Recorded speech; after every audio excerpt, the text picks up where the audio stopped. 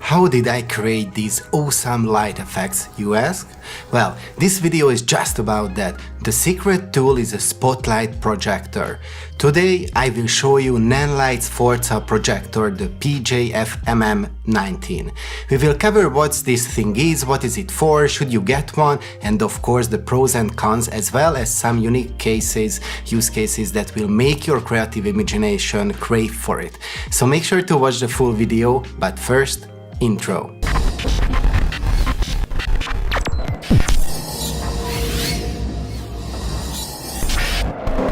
What's up everyone, Peter here. Today I am going to tell you why I think a spotlight projector is one of the most versatile tools that a creator can have in their kit. So let's start by talking about what this thing is. For those who don't know what a spotlight projector mount is. It is around 300 and 600 euros price range, and the known brands offer it with the Bonbons mount. The particular product we are going to talk about today is Nanlite's projection attachment, and I'll be using it with the Nanlite Forza 150. I have a dedicated review on it. I will link it at the end of the video and in the description under the like button, which by the way you could smash if you like this video so far. So, these are like LiCo lights or LiCo mounts, which in layman's terms is like adding camera lens to your light. What it does is allowing you to focus the light in various different ways. One important note here is that the projectors are measured in degrees. Mine here is 19 degree, but you could get a larger one like 36 degree one as well. The higher the number, the wider the light is going to be. Like a camera lens, you can focus these lenses, but this is just the tip of the iceberg, since these fixtures also have some really cool other hacks under their sleeves. For one, there is these blades all the way around the projector that you can use to cut, shape and control the light.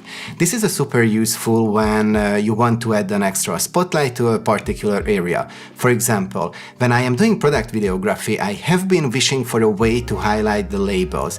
Without a spotlight projector, it is nearly impossible, and you have to do it in post by masking, but you will lose some quality. With this, you can create the effect you want with ease. The next addition is something called gobos, these weird looking plates that you can slot into the spotlight and basically project just about anything you can think of onto a wall or your set. Now that we've covered the basic features and the benefits, we'll talk about the creative things that you can do with this, but before that, let's talk about the spotlight mount and what's in the box. It comes with a professional case with dividers. On top of the projector you will find the gobos, the gobo holder and other light shapers, and pretty much that's it. In terms of build quality, this thing is rigid. It uses a standard Bowens mount, which is awesome since it allows you to use it with not only Nanlite lights but other Bowens mount lights as well. It has its own yoke system, so just like with a large telephoto lens, you will mount the projector and not the light or the camera with the case of a telephoto lens. So you essentially just hang the light off the back, and it has a sturdy brake handle setup, which really is strong, and it's gonna work just fine with heavier lights and weird angles as well. There is a knob on the front of the spotlight which serves as a focusing lock. You just have to loosen it and you will be able to change the focus of this light by simply grabbing the lens and pulling it forward and backward. Also, you can remove the lens completely by simply undoing and removing the knob. In the front you will see the attachment mount for filters, where you can put different gels as well as whatever you wish. This will allow you to change color temperature and color itself. But the real fun happens in the back of the projector. Here you find blades that enable you to shape the lights in any kind of way. On top of that you will find the gobo slots, where you can just slide in your gobos and create these awesome and oftentimes weird shapes. And pretty much that's it about the projector itself. Let's stop for a second and let me ask you this. Have you ever used a projector, or based on what you've seen, where would you leverage it the most? Please share your thoughts down in the comments. I'd love to start a conversation. And now let me show you how to use it in real life and before mentioned creative ways, so just to do so, I will give you some ideas. First thing you want to do is start playing with the light and adjust the focus of it by sliding the knob. Let's say we want to get a nice sharp line, something like that.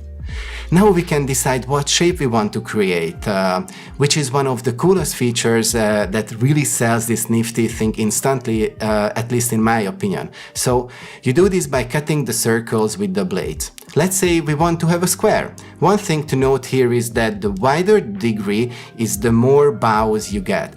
This is just something to keep in mind. By the way, this is why I went with the narrow degree of 19.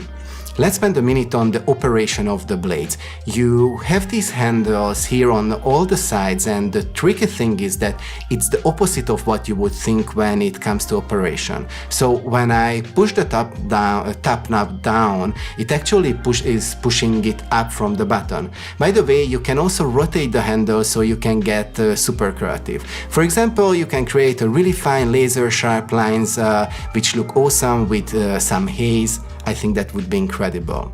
And now let's talk about my other favorite feature, which is using gobos. As I mentioned, you have this gobo holder that you can just slide out, stick the selected gobo in and slide it in back. This metal thing is simple to use. One thing to mention here, due to the actual length of the projector, the gobos need to be slid in upside down, but this is how you will get the normal result. So this is the part where all the things come together. Here we have a nice tree kind of gobo, and of course when it is sharp it looks kind of funky, but when you combine the focus with the gobos and make it all blurry and soft, I think that's when it works the best. And say you want to have this shadow background effect going on in the whole setup, and you will look like kind of like the sun is shining through a branch. Now let's check the gobos. Like with this one, we can add the grid like a blind style. Or here is this one which looks like a fireball, but if you defocus it, it again gives you a unique shape of shadows and spotlight. So now you have an idea, but of course you can get additional gobos on top of that. You can actually design your own ones as well. I tell you how in a minute, but just imagine you have a client work and you want to use their logo or design elements in the shots. You could have made just a custom gobo and their brand and use it the same way. So how you can do that? There are websites that allow you to custom design or upload your own designs, and they will create a gobo for you. The only important thing here is that you need to know the size of the gobo. With Nanlite, the gobo frame is M or 66mm, but you can also use 78mm as well. So yeah, gobos. Love them for allowing me to get super creative. Now we are going to talk about uses for this spotlight other than shapes and gobos. The limit is your imagination, since you can create really cool visual effects and more, from things like this laser sharp line to using it as a diffuser. So here, I want to light a part of a room. Many of us do this all the time, bouncing our light from the ceiling, right? If you do this too, show it by giving some love by smashing the like button. Okay, but what if I only want to bounce the light off a particular area? This is where the projector can turn anything into a light source. So without it, this is a light just hitting the ceiling from an angle. Of course, you can get a nice oval light source spilling down onto your scene, but when you want to focus it, you can get full control with the projector. Take the blades and just slide them to a certain area on the ceiling as the light source, for example like this, which proves my point that it really can turn anything into a bounce source and add an extra diffusion. Or using the same technique, you can say have a foam board or other diffuser. You can shape the light exactly to that form and use it in so many scenarios, even for key light. I do hope I could show you lots of different uses for this thing, so what we have left with before we say goodbye is my final thoughts and pros and cons, all of that fun stuff. This thing quickly became one of my favorite new accessories. On the con side, there is only one thing. Of course, it has to handle a lot of heat, and obviously there is this giant piece of glass that adds quite some weight, but would be great if it were lighter. Now the pros are everything we talked about in this video. If you want to use gobos, I'd recommend getting a narrow degree version like the Nanlite, which is 90 degrees. Just keep in mind that you are gonna have to have that light really far away to get wider shots. But if you plan to use this for product videos, you won't need that. On the other hand, if you want to use them for background lighting, I think you will put them further anyway. So at the end of the day, for the price range of 300-600 euros, I think this is a solid investment, especially if you are going to do a lot of product videos or interviews where you want spotlights or either big lighting setups with tons of control. If I had to sum it up with one word, that would be control. This is exactly what this light is all about. Control.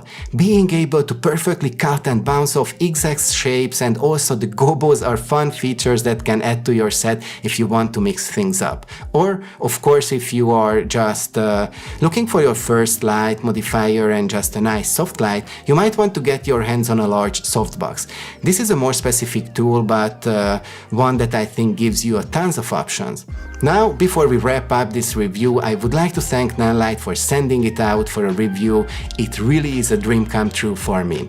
Links are in the description under the like button, which, by the way, you could smash if you like this video. Other than that, I would like to show you some other cool light sources that you can use to shape lights or use as key lights. I know it is a hard decision, so why don't you check out my review on this flexible LED light and these RGB tubes as well. Comment, subscribe, and thank you guys for watching. I'll catch you in the next video, maybe in these ones. Click. Bye.